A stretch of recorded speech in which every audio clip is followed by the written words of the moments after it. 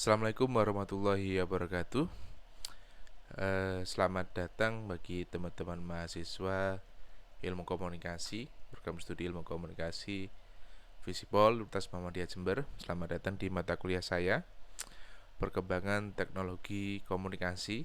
Gitu. Ini sebenarnya mata kuliah yang baru saja ditambahkan di tahun ajaran ini, gitu. Dan saya dipercaya untuk mengampu mata kuliah ini.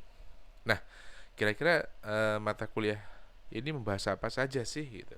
Karena kan mungkin bagi sebagian teman-teman ini termasuk apa ya, area baru gitu yang dipelajari, nggak seperti yang kemarin-kemarin. Mungkin ketika teman-teman masih di semester 1, kemudian semester 2 eh, belum pernah mendengar tentang mata kuliah ini gitu. Nah,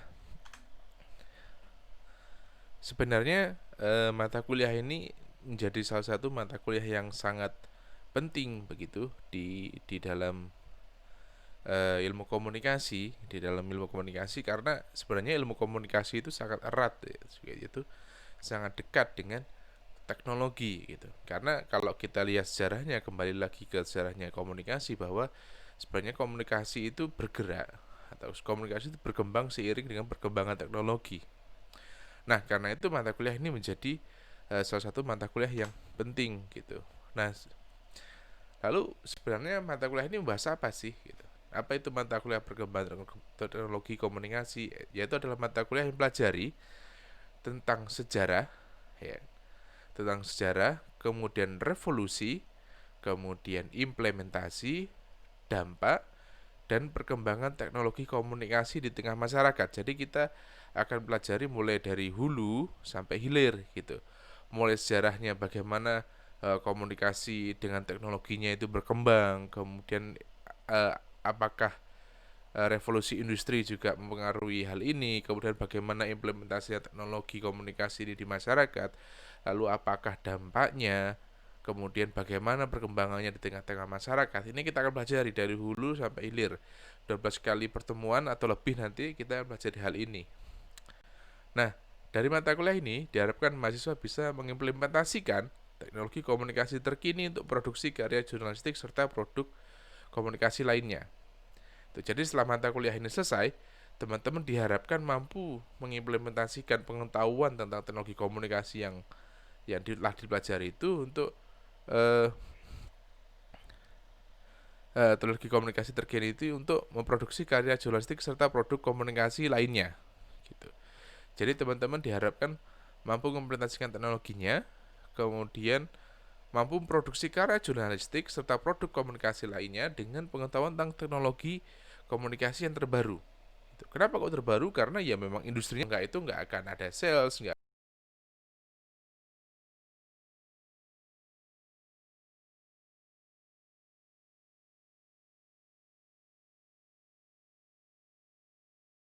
akan ada penjualan dan nggak ada keuntungan.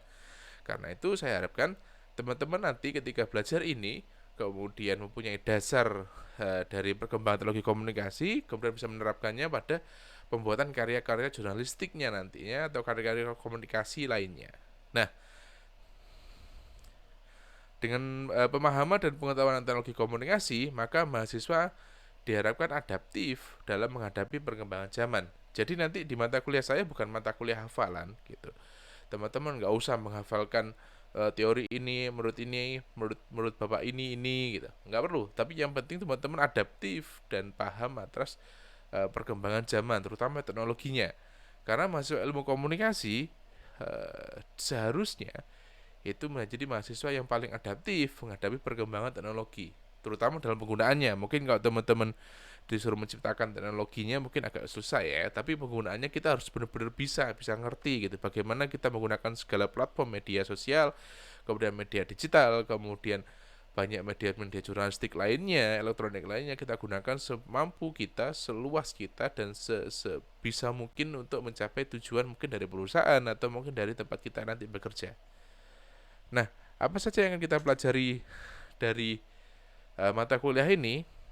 Yang pertama pasti nanti ada kontrak kuliah ya kan, kemudian ada pendahuluan, kita akan belajar determinasi teknologi, bagaimana teknologi itu berkembang bersama masyarakat, kemudian teknologi komunikasi dan teknologi informasi, perbedaannya apa gitu. TI dan komunikasi perbedaannya apa gitu. Mungkin dulu teman-teman ketika menentukan mata kuliah, menentukan prodi masuk kuliah itu sering nyasar gitu.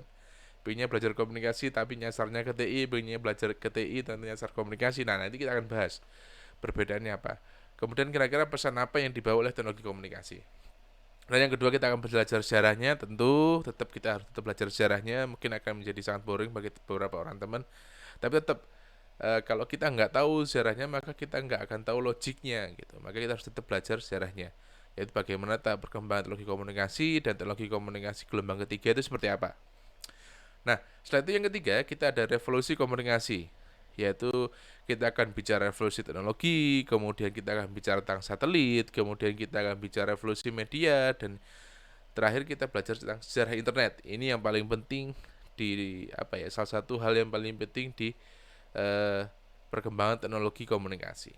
Nah, kemudian yang keempat kita ada implementasi teknologi komunikasi. Bagaimana proses implementasi teknologi komunikasi itu di tengah masyarakat, kemudian difusi inovasinya bagaimana, adopsinya gimana, kemudian kategori-kategori adopternya seperti apa, gitu, dan sebagainya dan sebagainya.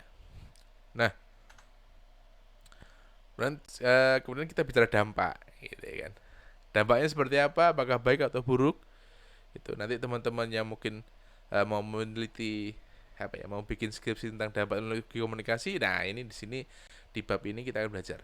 Kemudian kita akan belajar tentang masyarakat informasi, kemudian kita akan belajar tentang masyarakat maya gitu. Atau mungkin yang paling bahasa kerennya itu netizen. Kemudian faktor-faktor apa yang akan mempengaruhi perkembangan teknologi komunikasi.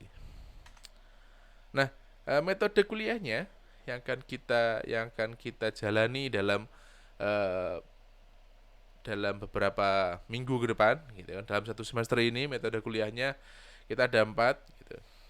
Ya, memang kondisinya seperti ini jadi kita harus adaptif ya. Ingat bahwa mahasiswa komunikasi harus adaptif terhadap perkembangan zaman terhadap perkembangan teknologi, dan kita memang sekarang sedang dipush untuk belajar dan untuk beradaptasi dengan perkembangan teknologi gitu kan. Karena kondisinya seperti ini. Yang pertama kita metodenya adalah Zoom meeting. Pasti, tapi tenang, nggak ke 12 kali pertemuan itu Zoom meeting semua. Dan teman-teman kotanya juga habis kan, gak kasihan gitu kan.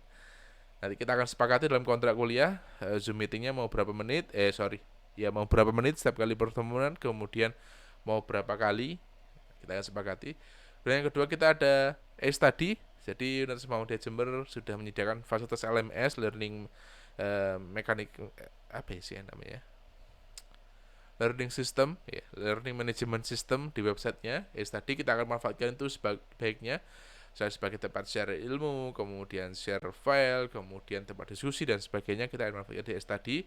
Dan ketika pasti kita ada diskusi, karena saya harapkan bahwa kuliah kita nanti ini tidak satu arah gitu kan, tapi dua arah. Jadi teman-teman bertanya, saya menjawab, kemudian kita mendiskusikan, mencari sebuah jawaban yang paling benar gitu.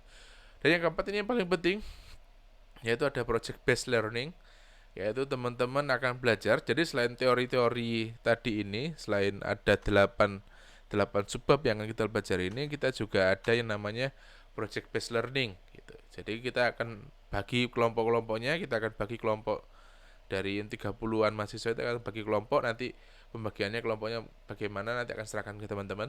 Nah, tiap kelompok nanti akan mengerjakan sebuah project. Sebuah project yang berkaitan dengan teknologi komunikasi. Projectnya apa itu tergantung dengan tema atau problem yang teman-teman hadapi sehari-hari gitu. Jadi teman-teman mengerjakan sebuah real project, real world project, jadi nggak diawang-awang gitu.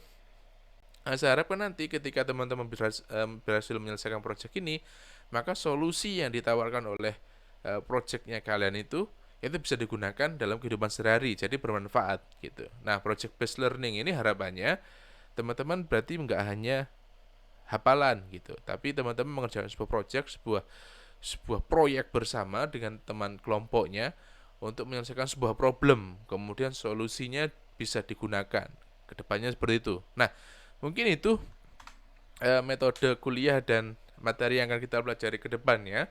Untuk kontrak kuliahnya kita akan bahas di pertemuan berikutnya. Tapi sekali lagi selamat datang, selamat bergabung di mata kuliah ini. Perkembangan teknologi komunikasi ada 2 kelas, kelas A dan kelas B, masing-masing kelas ada 30-an mahasiswa.